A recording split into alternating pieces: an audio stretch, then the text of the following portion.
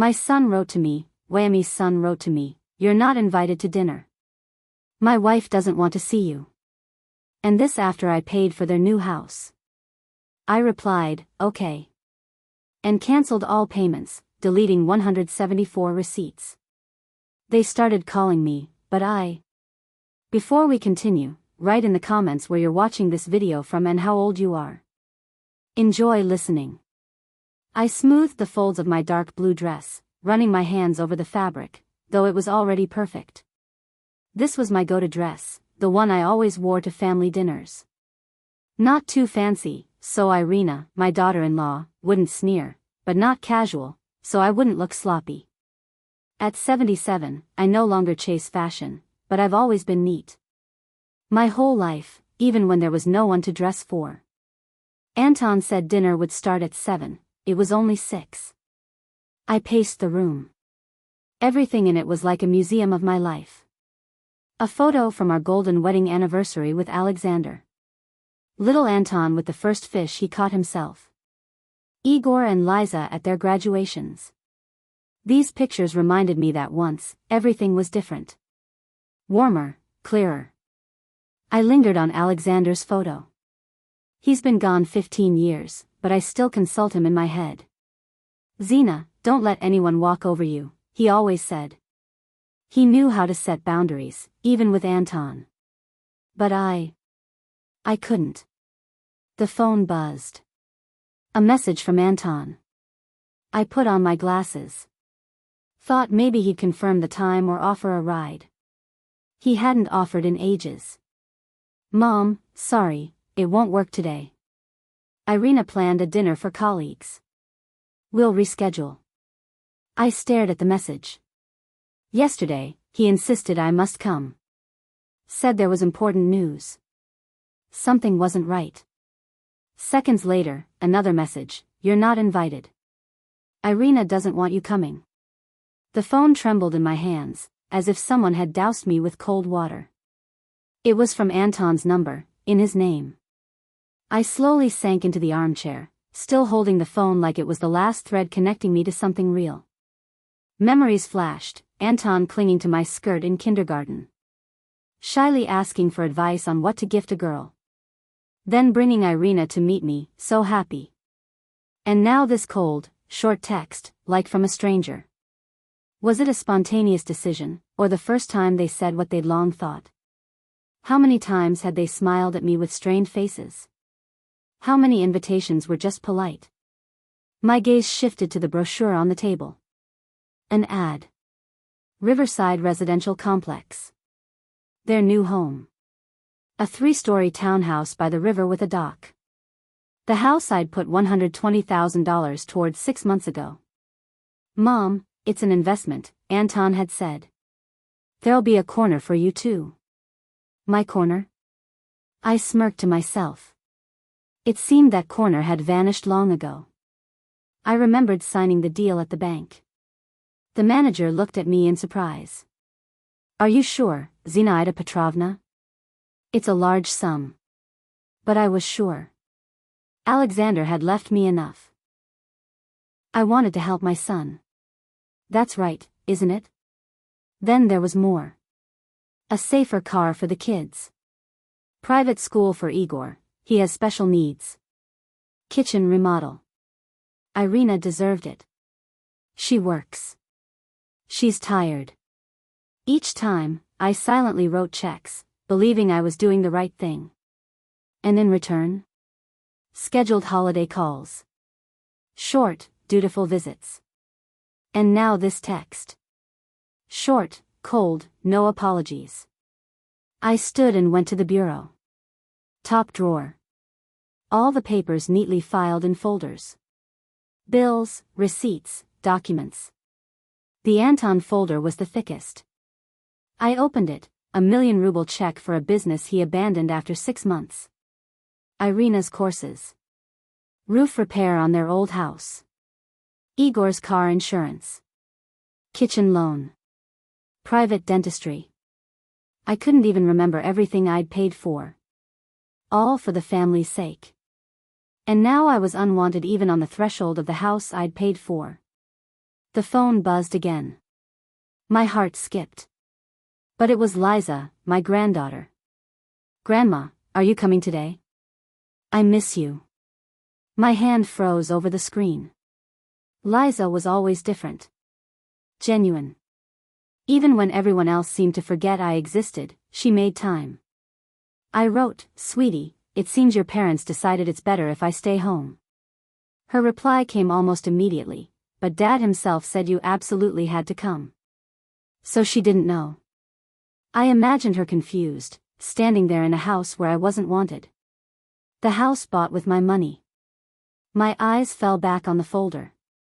I'd truly believed all this time, if I was generous enough, they'd respect me, love me.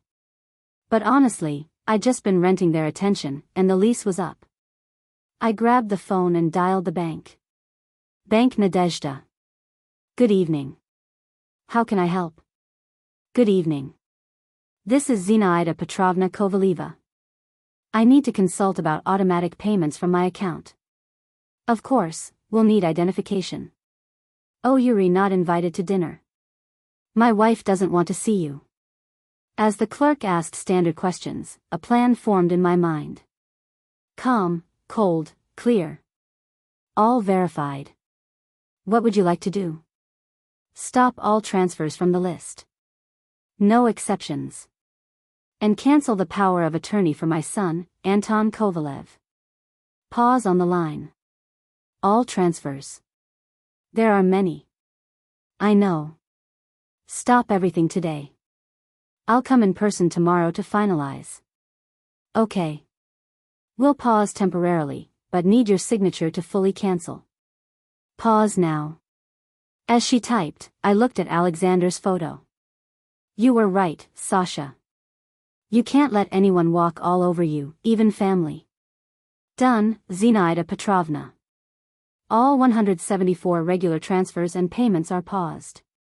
174, I whispered. I couldn't have imagined there were so many. After the call, I sat in the armchair for a long time, unmoving. My hands trembled a bit, but inside, it was calm, as if a burden I'd carried for years had slipped off. I didn't cry. I just sat in the silence of my apartment, surrounded by photos, old furniture, the scent of vanilla and paper. For the first time in years, I felt I'd done something for myself. Not for my son, not for my grandson, not for family peace, but for me. The phone buzzed again. A message from Anton.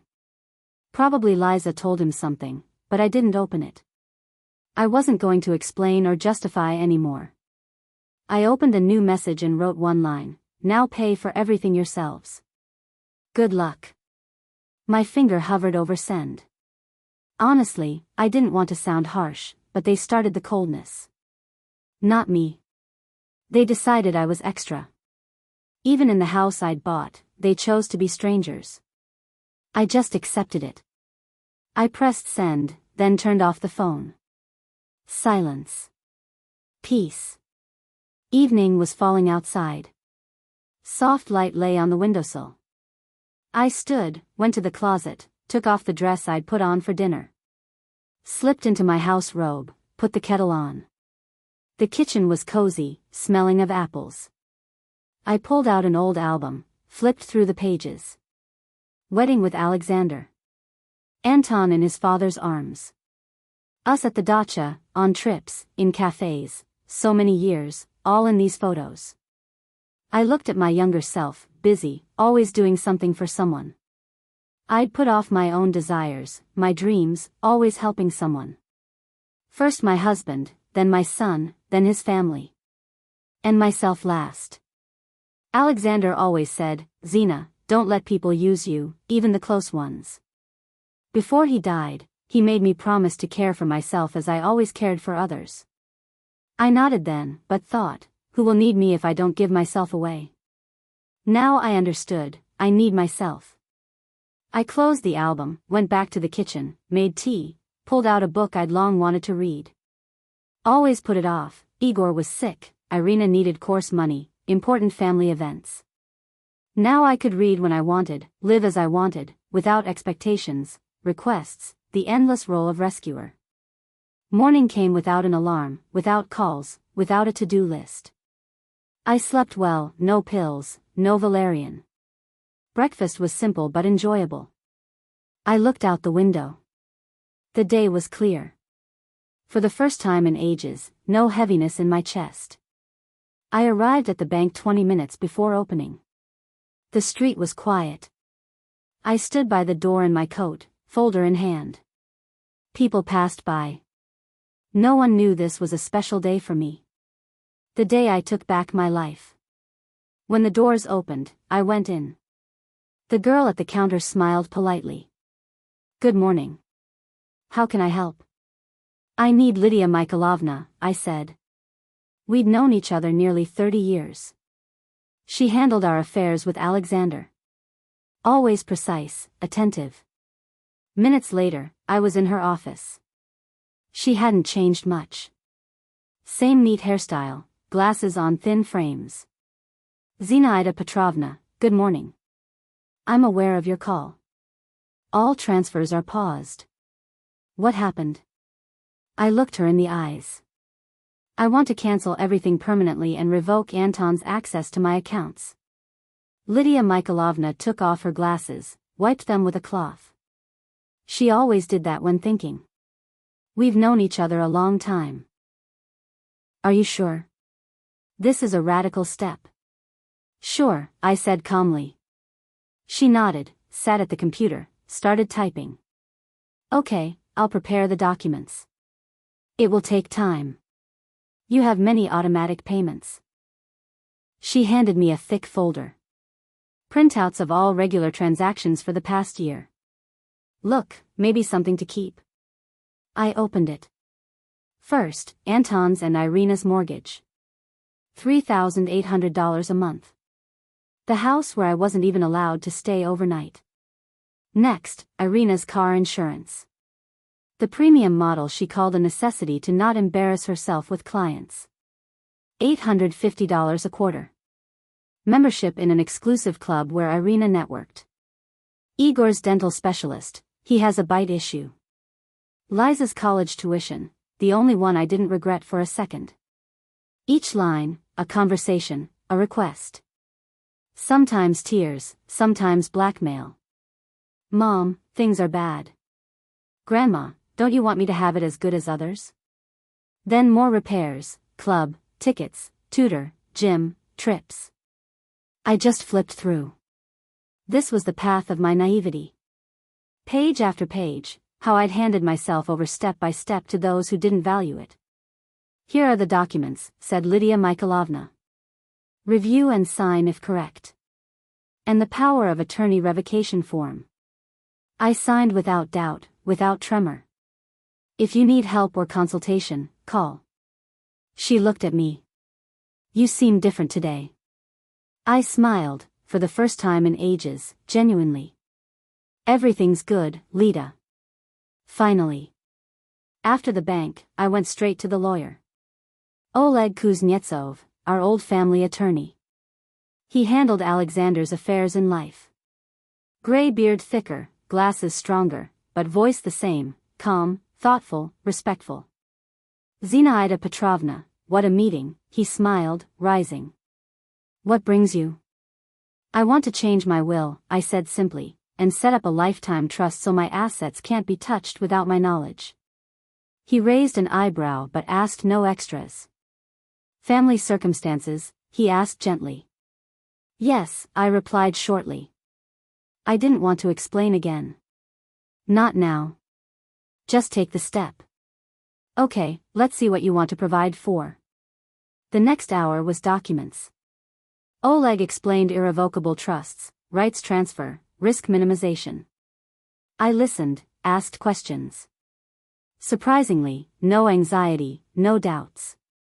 Only clarity, desire to protect myself, and no one else. When done, I checked my phone. 15 missed calls from Anton, 7 from Irina, 3 from Igor. None from Liza. I wasn't surprised. Liza always knew when to wait. "Prepare papers by week's end?" I asked, standing. "Of course," Oleg nodded. And he paused. Alexander always said you're much stronger than you seem. Glad he was right. I nodded restrainedly. Didn't want to cry in his office. On the way home, I stopped at the store. For the first time in ages, only for myself. Bought foods I love, not thinking if Anton likes them, not recalling Igor's snacks. Just for me. Small thing, but it felt proud. Home, a surprise waited. Liza on the porch, knees hugged. Saw my car, ran up. Grandma, I've been calling all day. Why no answer? Had an important day, dear. Help with bags.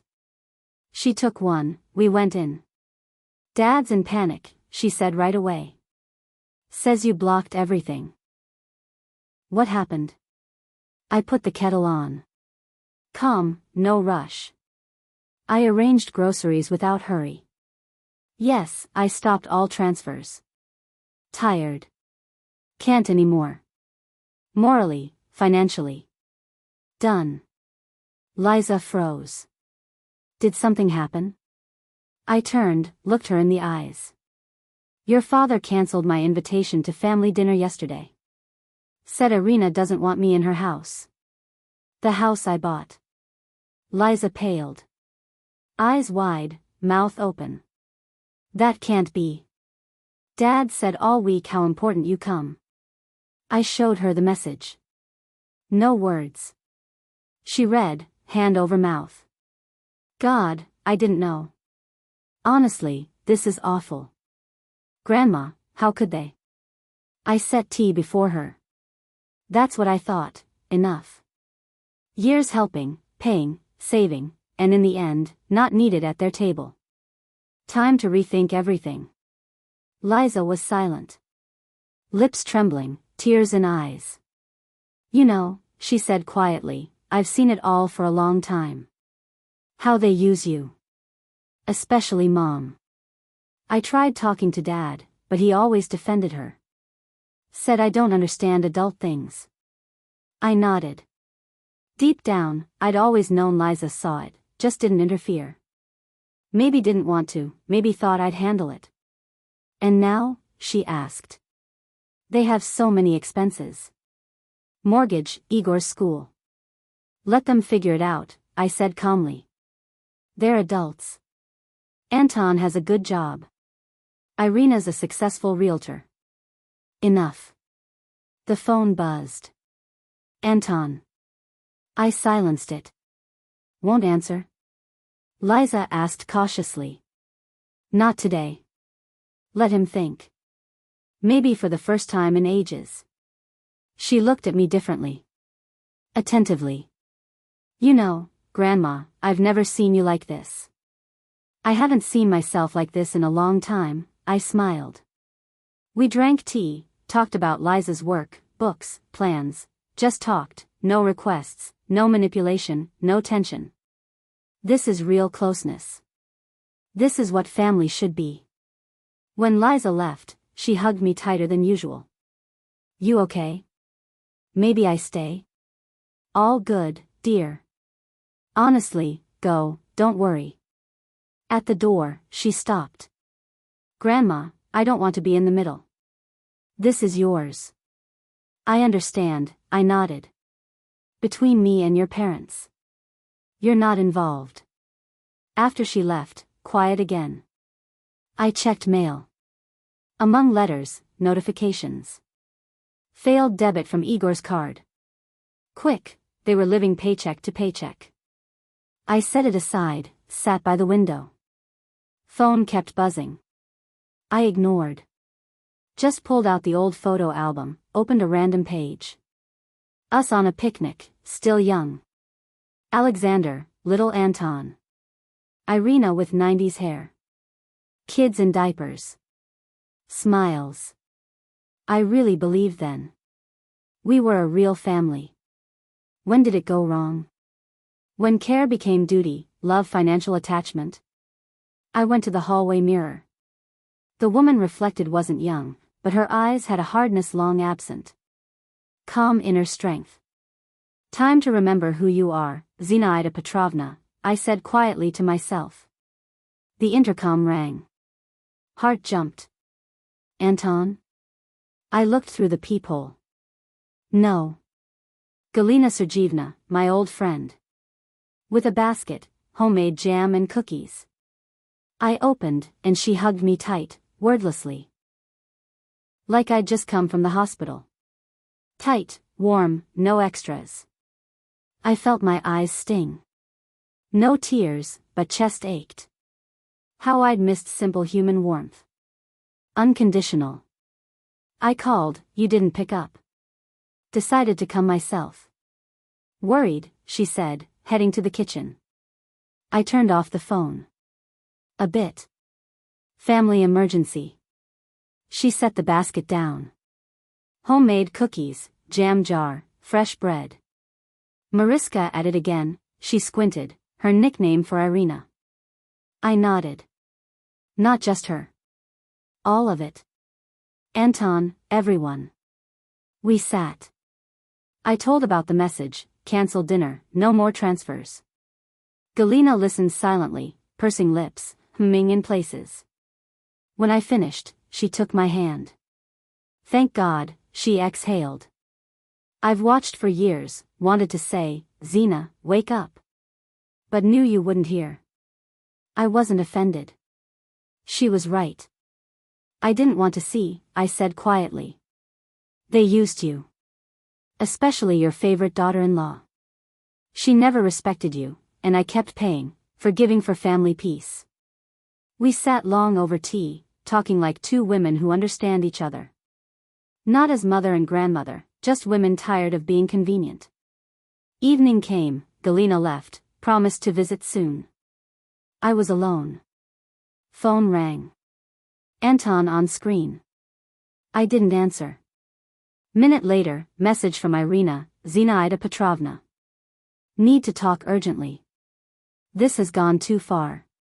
You don't understand the consequences. A smirk escaped. When money's involved, everyone cares. No one cares about being extra in the family you supported for decades.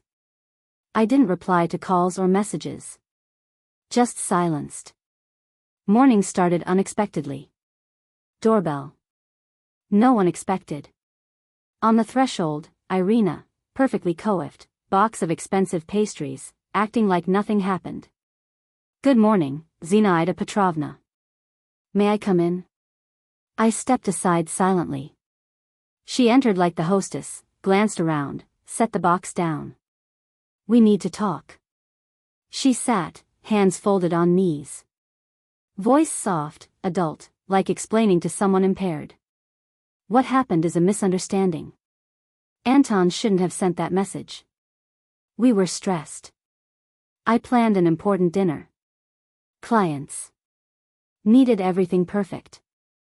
So I could ruin it all, I said calmly. No, you misunderstood, she faltered. Just sometimes you, not quite up on modern etiquette. Your jokes are awkward, you dress, old-fashioned.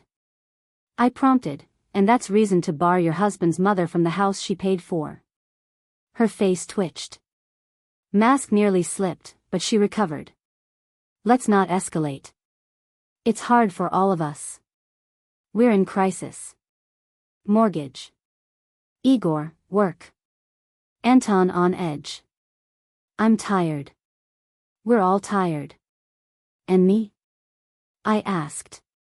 Did you ever ask in all these years how I am? Zinaida Petrovna, again that patient, cold tone. I stopped transferring money, I interrupted. No house, no car, no Igor's club, not a ruble. She froze. Seconds, like she didn't believe. You can't. We're family. Family is care, respect, attention. I haven't seen that from you in ages. I'm just an account, a card. A function, not a person. You'll regret it, Irina snapped. When you're alone, sick, who'll help? I stood calmly. I'll manage, like I always have. Before you, before your convenience. Myself. She stood too, left the pastries. probably still thought they could buy trust back. This isn't the end, she threw at the door. We're still family. No, I said. You're just relatives. Family is something else. When the door closed, no triumph. Just quiet relief. Like the last manipulation attempt failed. I brewed tea, set out my favorite cookies. Not Igor's, mine. Cinnamon scent. Quiet. I finally lived by my rules. Next morning, Oleg Kuznetsov came. Punctual as always. Folder in hand. Calm, thorough, no fuss, spread everything on the kitchen table. All ready, Zinaida Petrovna. New will and lifetime trust agreement. I nodded, signed each page without looking closely. Clearly, no tremor. Main assets to irrevocable trust, you sole beneficiary in life. After death, 40% to granddaughter Liza, 10% charity. Rest per your instructions. Anton and Igor minimal legal share. Irina fully excluded. I nodded again. Correct. If family conflicts, call, he said, gathering papers. But honestly, you did it right. Hard to contest. Thank you, Oleg, for everything. He paused, looked attentively. You know, in 30 years, I rarely see people take this step. Most drag to the end, but you freed yourself. Respect. I saw him out, then stood long in the hallway, hand on the signed folder. This was freedom. Papers, signatures, but mainly inner boundary. Simple enough. Phone rang. Igor. I hesitated but answered. Hello, Grandma. Voice strained. Is it true? You cut everything? True. But why? I didn't do anything bad to you. Not aggression like Irina's, not hysteria like Anton's. Confusion, fear. He didn't know how to live without support. Igor, you're an adult, working, independent. Why depend on my card still? He was silent, then quietly, I'm used to it. It was always like that. You always helped. Did you ever think how it was for me? Silence again. Here's funny, I continued. In 10 years, I got 2 calls from you without money requests. 1, Happy New Year. 2, Institute reference. Everything else, Grandma, transfer. Grandma, pay. Grandma, fix. I didn't think, he said dully. Exactly. No one thought, just took, got used to it. Only when I said no, everyone panicked. My card's blocked, he exhaled. Nothing for rent or car. I'm screwed. You live alone, work. Your expenses.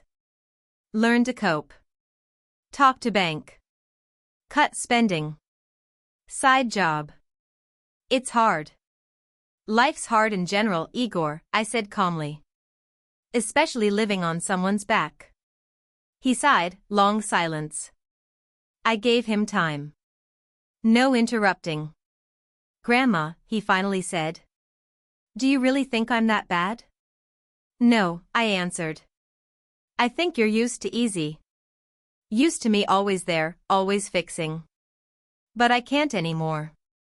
Don't want to. I'm almost 80. I want to live a bit for myself.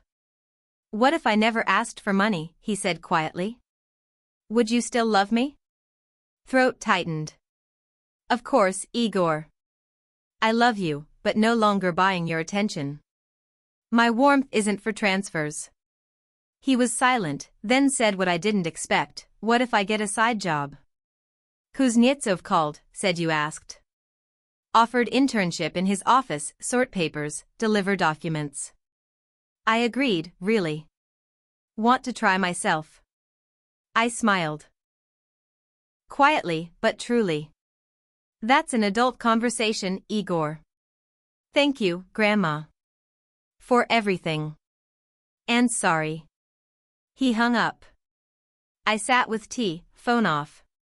but soul not empty like before. Light. Not because everything fixed suddenly, but because I stopped living in debt to everyone. That evening, Liza dropped by. As always, unannounced, just knocked and entered like home. I was in the kitchen, flipping a travel agency catalog. She noticed immediately. "Grandma, you going somewhere?" "Thinking Italy," I said simply. "Your mom always turned up her nose when I mentioned it, wrong time, wrong spending." Now I decided, if not now, when? Liza laughed. "That's right. God, Grandma, you should have done this 20 years ago. Why always put off? Because always more important things. First Anton, school, then work, then Igor, your mortgage, Irina's remodels. I waited for my time. But it never came." Liza sat across. "And now? Now I'm free, understand? Owe nothing to anyone. Not a ruble, not an explanation." She looked with new respect. "You look different, stronger." "I feel different. No longer serving. Living." We drank tea. Liza told about home. "Mom's hysterical," she said, stirring sugar. "Went to bank this morning, tried to restore access, thought you were emotional. They, politely, sent her away. Said all legal, she's nobody now." I told her, I said calmly. "Dad walks like beaten. 2 modes, angry or stares at one point. Hit him hard." I didn't gloat. Even a bit bitter. My blood, my son. But I knew, if I give in now, it repeats. "Sold Mom's car," Liza added. "The expensive one, bought with your pension. Dad took loans to cover urgents. Says Irina looking for second job." I sighed, not relief, understanding. Things in place. No free safety net, forces standing on own feet. "You know," Liza said quietly, "I don't envy your freedom. I respect it. You earned it. Thank you, dear. Truly." She touched my hand. "Just promise you'll go. Enough living on scraps. You deserve beautiful life. Want you to see real living. Not through album photos." I nodded, and knew, I will. When Liza left, I sat long in the kitchen. Catalog had photos of Venice, Tuscany, Rome. Alexander dreamed of showing me Italy. His grandfather from there. We always said, retirement, then. Retirement came, but his health didn't allow. Now I could. I pulled out old atlas. Margins marked. He'd circled favorite routes. I traced with finger. Lightly, like through life. Doorbell snapped me out. On threshold, Igor rumpled, dark circles, in his usual school backpack. Looked not like grandson, but lost teen. "Grandma, can I?" I nodded silently. He entered, took off jacket, sat in living room, no pretense. "I have problems," he said immediately. "Big. Cards blocked. Bank demands payments. Rent overdue. Car impounded. I can't cope." "And what do you want?" I asked calmly. He looked like at a cashier he'd approached penniless. Empty gaze. "Money. Not loan. I'll pay back." "Igor," I interrupted. "You're adult. Work. Know how adults live. They pay themselves. For rent, mistakes." He lowered eyes. "I can't cope." "Because you never tried." He was silent. We sat in quiet. Then I said, "I won't give money. But I gave your number to the lawyer. He has small job, archives, phones. Start there. Won't earn big right away, but breathe on your own." He looked long. In his eyes, new mix, resentment and gratitude. "You still love me?" "Very. But now not with rubles, truly." Morning was quiet. I woke early, no anxiety. Made breakfast leisurely, brewed coffee, set cookies, opened window. Fresh street air, light car hum, spring scent. I knew today would be the talk. Anton called yesterday, "Mom, we want to talk." Whole family. Calm, no scandals. Coming at 2. I didn't object. Feared nothing more. Exactly at 2, doorbell. I looked out window. 3 cars at house. On steps, Irina, elegant as always, coat and heels. Behind, Anton, Igor, Liza, and 6 more. Irina's parents, her sister with husband, some acquaintances. Didn't recognize all at once. I opened door. "Good afternoon," Irina said loudly, like announcing. "We're all here to discuss the situation." "As family?" I looked calmly. "Come in." "Just you, Anton, Igor, Liza. Others no." She froze. "But these are close ones. Support. We decide together." "My house," I interrupted. "I decide who enters. Or 4 of you, or none." Silence. Glances. Irina's eyes displeased. Anton confused. Igor avoids eyes. Liza aside, quiet as always. "Fine," Irina gritted. "Let's go." They entered.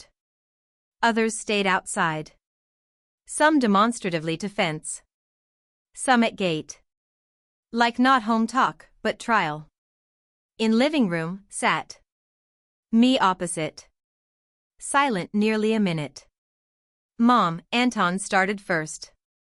"We want to understand why so sudden. Why cancel everything? We could have talked. Why close all at once?" "I didn't close suddenly. I was silent 20 years, I said calmly. All that time you took without asking how I am. Now when I said enough, you feared. Not for me, for your bills." "We didn't fear," Irina cut in. "We think it's incorrect. Family helps each other." "Family?" "Yes. But not one way." Irina threw hands up. "Over one message, you destroyed everything." "Not one message. The tipping point. End. Beginning was years ago, when you started thinking I'm obligated." Anton lowered eyes. Igor fidgeted sleeve nervously. "We thought it wasn't hard for you," Anton exhaled. "You always offered yourself." "I offered from love. You took as duty." "Mom?" Anton's voice louder. "But you can't just erase everyone from life." "I'm not erasing. I stop paying for love you don't feel, stop sitting in house we're not invited." Irina couldn't hold, "But it's the house your son, grandson live in. You paid voluntarily, now voluntarily stopped." She jumped up. "We're losing the house. Igor can't pay tuition. Everything collapsed from your grudge." "Not grudge," I said quietly. "Truth. I no longer let you use me." Irina straightened, arms crossed. "You'll regret when alone. No help, no grandkids. In old age, better alone than with those who need only my money." Silence. Anton pressed fingers to forehead. Igor raised eyes first. "Grandma," he started. "I agreed to work with Kuznetsov. Internship. Want to do it myself. Honestly, thanks for pushing." Irina turned sharply.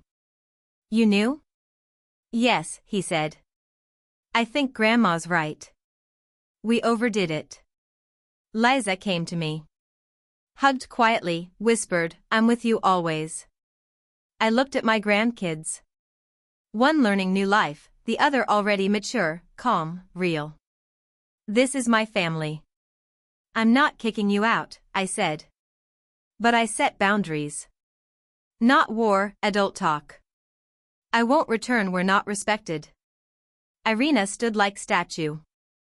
Lips tight, eyes angry. Let's go, she threw to Anton. Talk over. He stood, no look at me. Silent. They left. Only Liza lingered, hugged tight. No words.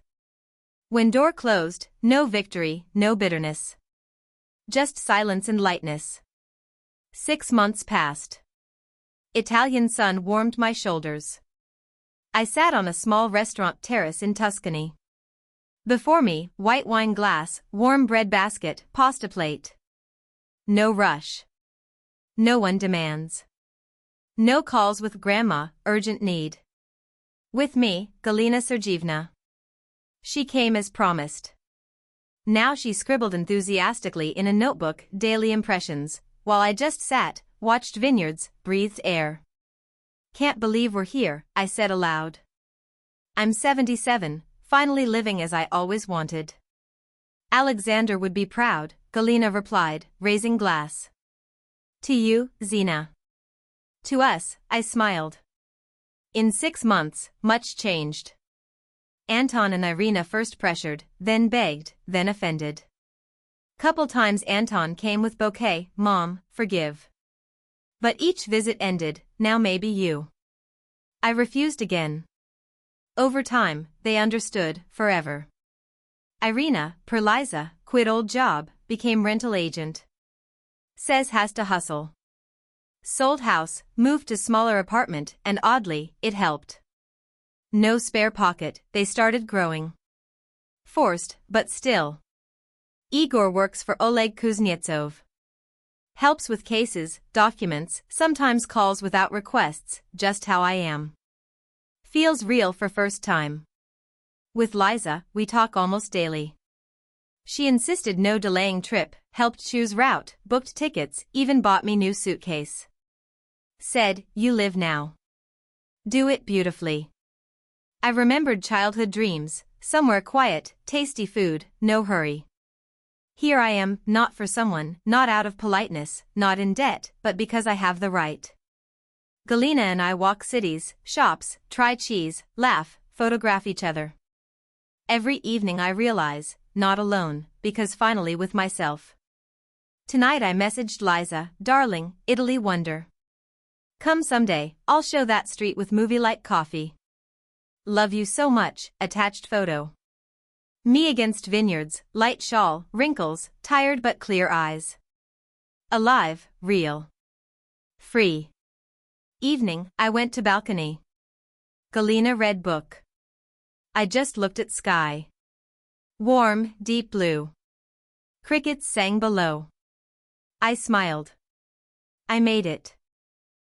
Yes, I spent decades, hundreds transfers, thousands silent concessions.